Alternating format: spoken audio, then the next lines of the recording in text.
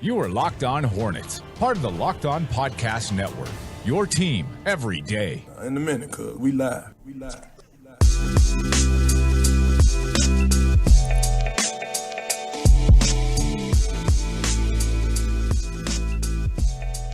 This is Locked On Hornets, your daily podcast on the Charlotte Hornets and the NBA. We are part of the Locked On Podcast Network, your team every day. Search your podcast app for Locked On to get podcast on the NBA, the NFL, and fantasy sports. I'm Doug Branson, in for you today on this Monday. The start of the NBA preseason for the Charlotte Hornets is tonight. We will preview that game in just a moment. Plus, we're going to take you inside the Hornets open practice that they had on Friday. It was a stellar event for fans, and we've got some video to show you from that, plus much more. And we are live right now on YouTube, so if you are watching us here on YouTube, make sure you check in on the live chat. Let us know what you're thinking, what questions you may have as the Hornets get set for their first action against another team. This is a short preseason, so every preseason game is going to count just a little bit extra than maybe it normally would. And it normally, not a lot of weight is put on the preseason normally, but because, it's so different from the regular season. But with a shortened preseason, because the NBA wanted to stretch out the schedule a little bit, get some more games packed in there. Daniel saying, yo, preseason, baby, woo. That's how I feel, too. I'm just ready to see the Hornets in uniform facing off against another team, and they will do that tonight at 7:30 on NBA TV against the Boston Celtics. This show is brought to you by SeatGeek. I have the SeatGeek app on my phone, and it's by far the easiest way I've found to shop for tickets. I can be anywhere, and with just a few taps, I can instantly find the seats to the sports and concerts that I want to go to. I actually just used it to buy some tickets. You know how much I love the 90s. I just used it to buy some tickets to Brian McKnight and Joe. Yeah. SeatGeek saves you time and money by searching multiple ticket sites to compare prices and find amazing deals. And to get you the most bang for your buck, SeatGeek grades every ticket based on value to help you immediately find the best seats that are going to fit your budget. Plus, every purchase is fully guaranteed, so you can shop for tickets on SeatGeek with confidence. Make SeatGeek your go-to app for finding the best deals on every type of ticket, from sports and concerts to comedy and theater. Plus, here's the best part. Our listeners get $20 off their first SeatGeek purchase. Just download the SeatGeek app and enter promo code LONBA. That's promo code LONBA for $20 off your first SeatGeek purchase. Double M15 Mouthman saying, what up to the Nest? That's right. New name for the group, the Nest. I hear somebody on the line, on the Locked On line. Who is that? You know who that is, Oh, Doug. my It's me, David. I love hearing those sweet, soothing sounds from our friends at SeatGeek, so I just wanted to take a second and take that in. Well done. Well, thank you. Hey, your connection is a little spotty. Okay. Maybe dial back in. Good feedback. This will be the third time dialing in. Going to do that now. All right. We'll get David in here in just a second. Okay. What are we going to do first? Open practice. Last Friday, the Hornets hosted an open practice at Spectrum Center for fans. The crowd was significantly larger than when the Hornets hosted this event a year ago, which I also attended. And it was a great event, and the lower bowl looked to be completely full, and the team distributed all of the 15,000 tickets available to them. The Hornets ran drills that were led by a mic'd-up Steve Clifford. They held a three-point contest. Dwayne Bacon, the rookie, taking down fellow rookie Malik Monk in that contest. Also defending champion Marvin Williams and statesman Del Curry, who said in defense of his loss, quote, "I'm old."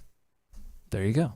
I wish David were here. I bet he would have some insight into losing some things because we're all getting a little older. The knees are feeling a little weaker. Okay. For more, here's the sights and sounds that we collected on Friday. Yeah, it was fun to see all these people, man, to kind of get out here and interact with them, play some fun games, man, see some of the young guys participate in some of the games. So I've always enjoyed the open practice, man. It's always fun to see fans, definitely. Get the paint, Julian, get the paint, get the paint, get the paint. There you go. Oh, it was great. I mean, the fans were, into it and loud, and I think the guys loved it, and it was great for morale, and I think the guys had fun. We've been working hard. This was a great change-up for all of us.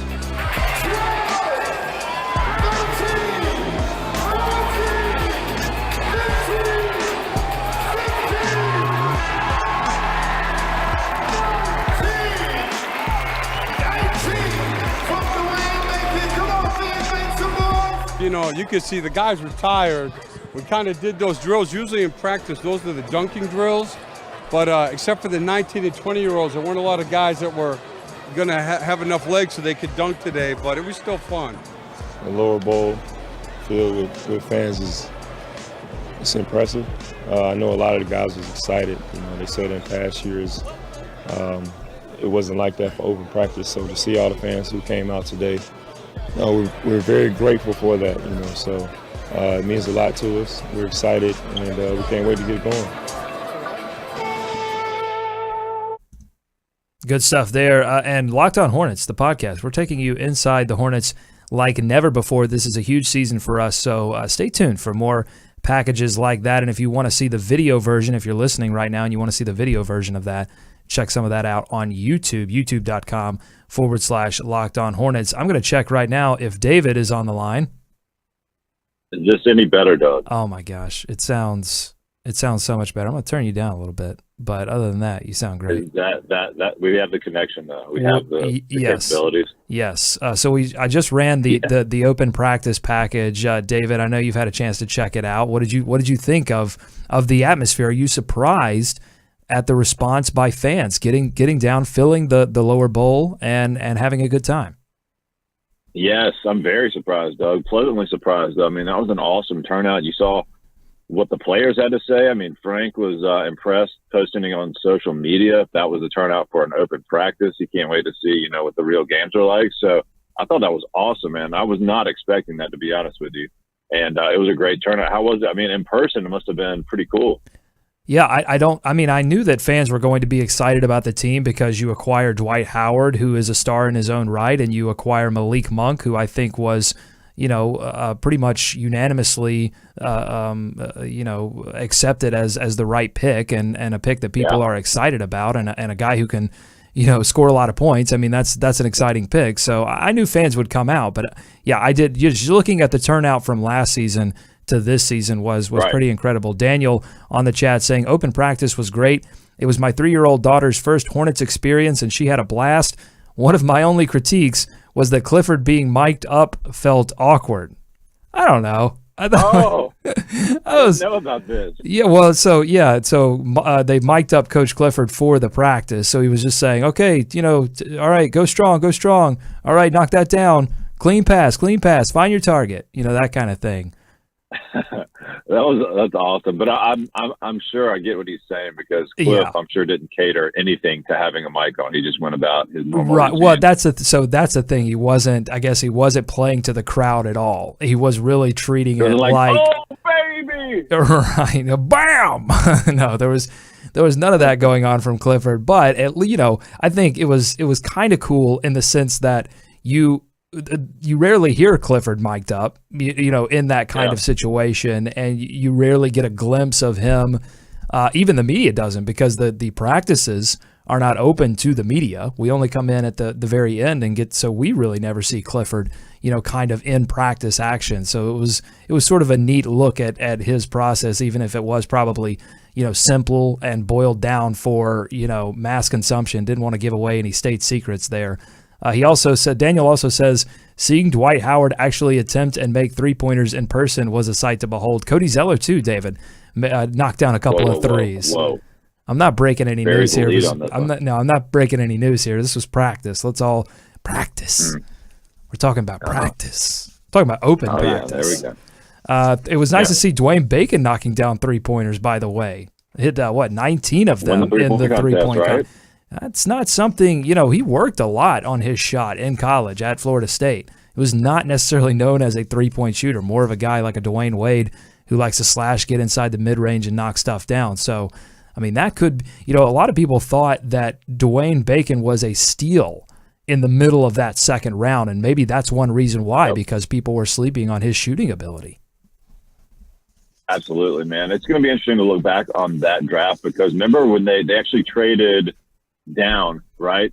They and I believe it was it Frank Jackson was the pick. Frank Jackson, right? So I think a lot of people like that and were excited for that, but I really think for what they were looking for, Bacon fits that mold. So, I mean, that's going to be interesting to see it play out, because there were some people that were a little little hot on draft night, even after the fortunate Malik Monk, selection. So I think Bacon, though, he's going to be exciting. If he can give you any of that, just a taste of that 3-point, when he gets on the floor, they're not going to ask a lot from him. But I mean, that's certainly good to see. Now, tell me this: it sounded like they could basically shoot from anywhere. So this wasn't like a 3-point contest proper format, right?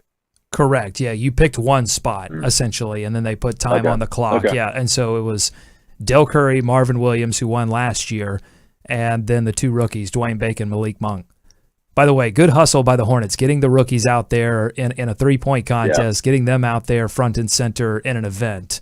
That was fun. And then, they signed autographs afterwards, and shouts to Dwight Howard, who stayed longer than any other player. I tweeted about this.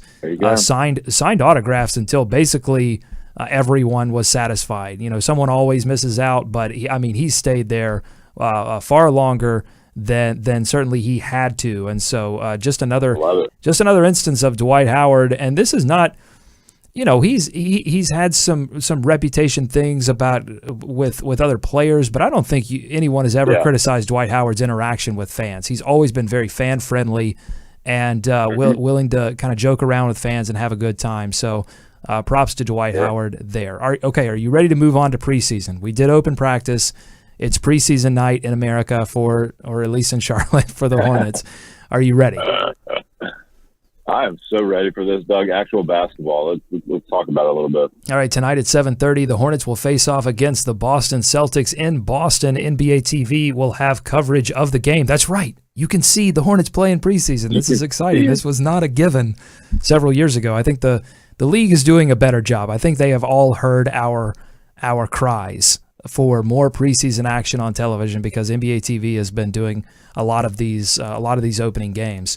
It's crazy. People want to see their team after so long. And I think NBA's finally sort of gotten on board with this. So you can see it on NBA TV. You can listen to it on 102.5 WFNZ or the Hornets app. Probable starters for this game are exactly who you would expect: Kemba Walker, Nick Batum, Michael Kidd-Gilchrist, Marvin Williams, and Dwight Howard. At open practice, Clifford called this first preseason game a, quote, glorified practice. You can expect the starters to get 22 to 23 minutes, somewhere in that range, try to get them some action, but definitely not going to overdo it with them. David, what will you be watching for tonight in this preseason game? Well, like you said, I don't think the starters are going to play a ton, but definitely interested to see how that new starting lineup looks. That's clearly one of the more interesting storylines of the season. Of course, the Celtics have had their own storylines this offseason, Doug. A couple changes up there. So, it'll be interesting to see how that group reacts as well. But, correct me if I'm wrong. Kemba was not there at the open practice, but there's no illness or anything. Like he's good to go. Yeah, he said he was feeling sick, but he feels fine now, and he's good to go for this opening preseason game. Yeah, so that's all those good. words are Good out. news. And, of course, anything like this, I think the rookies, right? Even the young guys all the way down to some of the two-way guys, that's kind of fun to see them get a little on-court action in an NBA uniform, NBA league setting. So, that'll be interesting. But like Clifford said, man, this is a glorified practice, especially the first one. So injury-free, I think, is the main thing. And you want to look like some semblance of a organized basketball team at this point.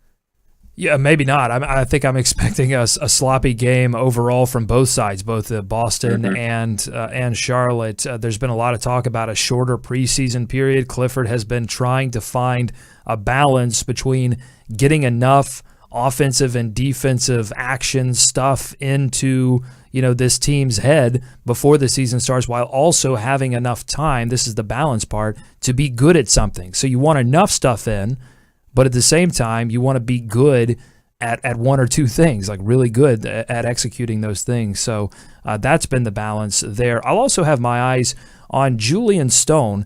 Hasn't spent all that much time on an NBA roster, spending most of his time with the D-League and the overseas team, but he will be backing up Kemba Walker tonight with a knee procedure, putting Michael Carter-Williams' readiness for the season in doubt, although we have an update on that in a second.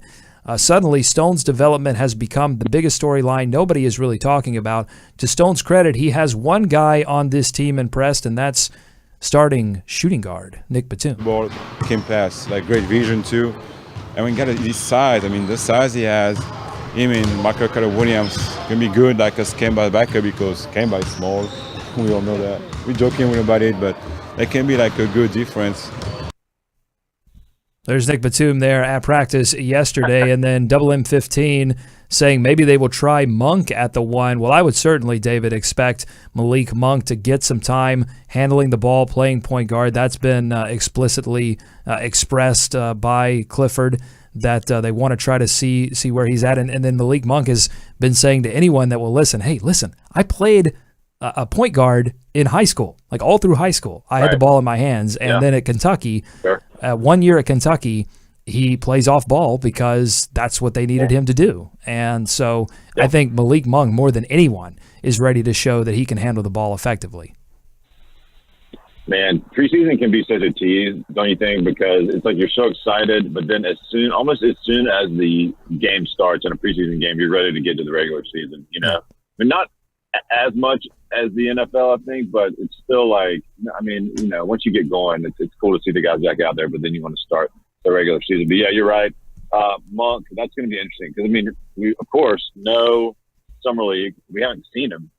So, you know, and he's had some injuries here and there as well. So that'll be something to keep an eye on tonight. Yeah, he's definitely probably the player I'm most excited just to see in action because, as you just said, we have not seen him. The King of the Crux here on the live chat saying, I'm honestly most excited to see how Kaminsky looks in the second unit with Zeller. If Frank can improve his defense, those two should be rock solid backups. Yeah, I mean, if Frank Kaminsky not only improves his defense, but becomes a more consistent three-point shooter like he was in the second half of last season and an effective offensive player as well as a defensive player, then suddenly I think you got to start talking about the Hornets as having one of the best sort of second unit front courts in the NBA. So we'll keep an eye on that as well. Thanks for getting involved in this live chat. If you have questions, make sure you're sending them to the live chat or to Twitter at Locked On Hornets.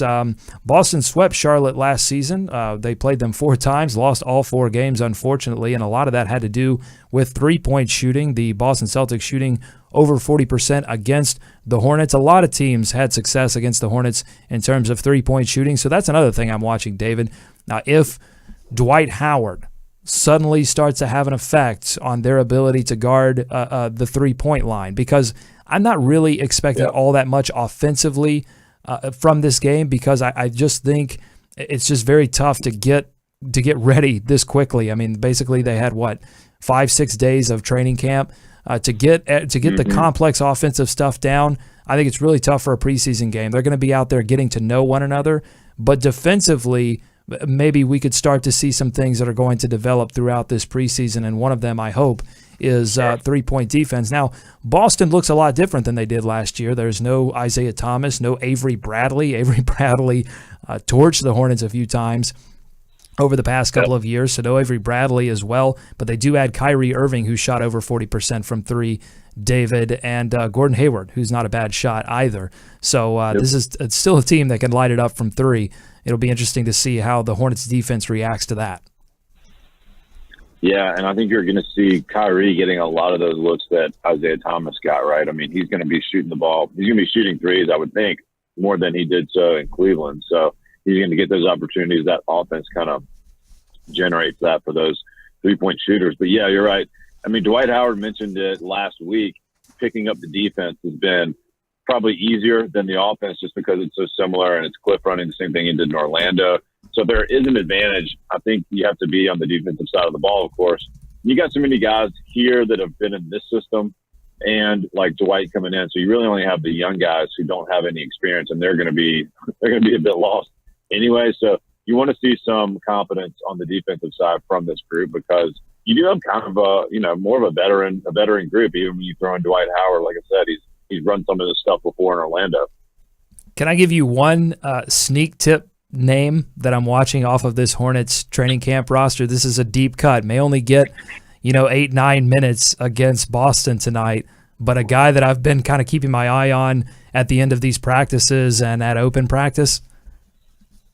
Luke? I was going to try and guess. No. Oh, okay, yeah. Luke Petrasek. All right, this guy's a 6'10 forward, 215 pounds, rookie out of Columbia. Columbia? Not the country. Yeah. Not the country. The No. the like the law school. He's an Ivy Leaguer. But the reason I'm keeping my eye on him, well, like, yeah, right? Columbia Law School, that's like a thing, right? Yeah. Sure. Okay, so Luke Petrusek, keep your eye on him tonight because he's got some ups. That's really the reason. I've seen him throw a few down at open practice, and Really? he's really lengthy. I think it looks like he's a guy that could run the floor really well. So, just one of these training camp guys that could really impress. I don't really expect him to be in danger of making the roster or anything, but just a name to keep your eye on. I don't know. I just wanted to take a flyer because, look, it doesn't matter because if I'm right, then I look like a genius, and if he doesn't do anything, then no one's going to remember this. Hopefully, you guys on the live chat, don't hold me to this. But Nugaholics out in full force. They will remember this. No, please don't. But yeah, Luke Petrusek, check it out. I think he could show a few things. Yeah, a couple of other guys on this roster: T.J. Williams, Terry Henderson. Who else we got? Mango Mathiang, who played for the Summer League team as well, trying to show out. So just some names to kind of keep an eye on tonight, some names that you might not know of. And then Marcus Page. I'm actually interested to see what he does as well because, again, you've got that injury to Michael Carter-Williams. Marcus Page could be an early call-up candidate if he's on that two-way contract. Could see some time with the Hornets this season. Do have an update on Michael Carter-Williams. He will miss the first two preseason games for sure, but they are looking to get him back into contact fairly soon in terms of practice and training camp. And so it looks like more and more that he could, in fact, be ready for the season opener, and that's good news for the Charlotte Hornets because depth at point guard will certainly be an issue if Michael Carter-Williams has to miss extended time. Yeah, it's already brutal. I started to wonder if do you think there was any thought that maybe we should have stuck with from the front office or anybody in there, like the backup situation from last year? Because, they could have done that, I guess. I just don't know. Talent-wise or backup-wise, I'm not sure it's that big of a change, but just being healthy, it is one thing. Well, I think it is. I think it is a change from this perspective, and you heard Batum talk about it a little bit in that bite that I played. Size. That size and also Julian Stone and his physicality, and I think Michael Carter-Williams same way on defense, very handsy, very physical player. And that pairs well with Kemba Walker. You want to throw Kemba Walker is going to destroy you with his offense. Very, very good defensive player as well, especially in the pick and roll. Kind of an underrated pick and roll player or defensive player. Kemba Walker is, but Kemba Walker is going to shock you with his offense. And I think they really need some players behind Kemba Walker. Pair well with him size wise, but also when Kemba's out, they can hold the line defensively. I think that was really important and something that kind of killed them last year on that second unit. So Michael Carter-Williams and Julian Stone, both upgrades in that respect. Yeah, a new look. I guess you're right. They had rode that. They had rode with Sessions for a while. And I approve this message. Yeah, you do. Yeah, that makes sense. But they got to get them healthy. All right, preseason tonight. It begins 7:30 on NBA TV against the Boston Celtics, and we will be doing our first post-game show. This is going to be kind of a test run. It's going to be interesting. Yeah. It's for our Patreon. Yeah, it's going to be still in beta until it'll be preseason for us as well, but it's exclusively for our Patreon subscribers, members of the Nest, our Buzz-a-Maniacs. If you want to get signed up, it starts at $1 a month. And I tell you what, if you sign up so the post-game shows in the regular season are going to be for our $5 members, but for the preseason, we're going to open it up for everybody so the $1 members can get that preseason and check out what those post-game shows are going to look like. So sign up today, patreon.com/LOH. Every dollar that you contribute to the show goes into making this show better, into the equipment, into the services that we use to give you an insider's look at the Charlotte Hornets. We're doing it better than we ever have before, and it's all thanks to your support, both in listening to us, but also on Patreon as well. That will do it for us here on Locked On Hornets. Make sure you're checking out Locked On Panthers as well. The Locked On Network has your teams covered every day. Just go to your favorite podcast app and search Locked On to find podcasts on the NBA, the NFL, golf, and fantasy sports. Follow us on Twitter at Locked On Hornets. We're going to pick up our live tweeting.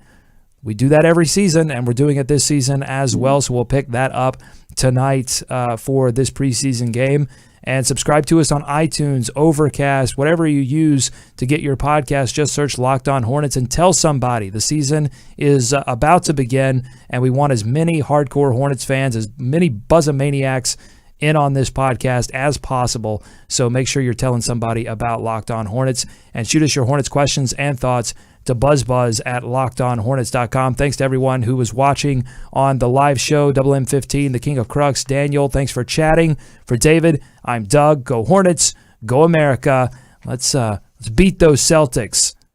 Let's swarm Charlotte.